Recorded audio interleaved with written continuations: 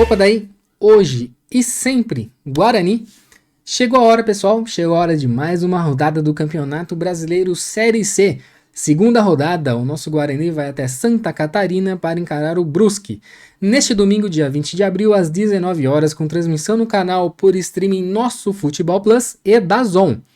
O jogo rola no estádio Augusto Bauer, um caldeirão compacto com capacidade aproximadamente de 6 mil torcedores e com gramado sintético.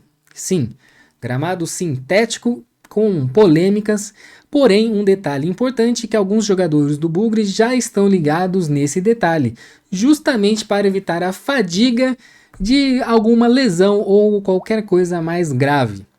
Os ingressos lá estão entre R$10 e R$60, ou seja, tudo montado para o torcedor brusquense quadricolor encher a arquibancada e empurrar o Brusque. Pressão no Guarani, com certeza. O Brusque é um clube que virou SAF, agora em fevereiro de 2025, um grupo português como dono e o mesmo grupo dono do AVS Futebol SAD que disputa a primeira divisão lá de Portugal. A tendência é que o Brusque vire um adversário cada vez mais competitivo se uma SAF for organizada, se tiver tudo certinho, não é mesmo? No campo, o time vem de empate fora de casa contra o Ituano na estreia. Já o Guarani, a gente já sabe. Derrota doída contra o Maringá no Brinco, ou seja, os dois ainda estão engatinhando na competição, porém a pressão fica maior para o Bugre, pois queremos vitórias. E olha só o retrospecto. Desde 2021, o Guarani nunca venceu o Brusque fora de casa. Em 6 confrontos, foram 3 derrotas, 2 vitórias e 1 empate no geral. Tudo ainda na Série B. E este será o primeiro encontro dos dois times na Série C.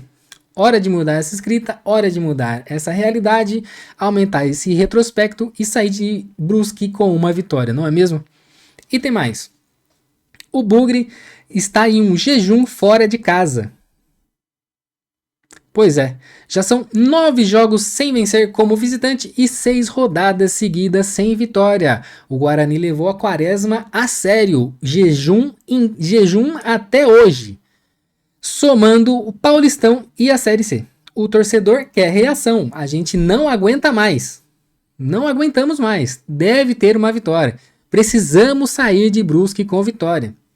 E, além disso, fica o alerta. A lateral direita do Brusque é forte, com Diego Matias e Tomás Carvalho, que vem fazendo bons jogos, os dois vêm fazendo bons jogos, e o goleiro Matheus Nogueira é destaque no Brusque, o cara segura até pensamento.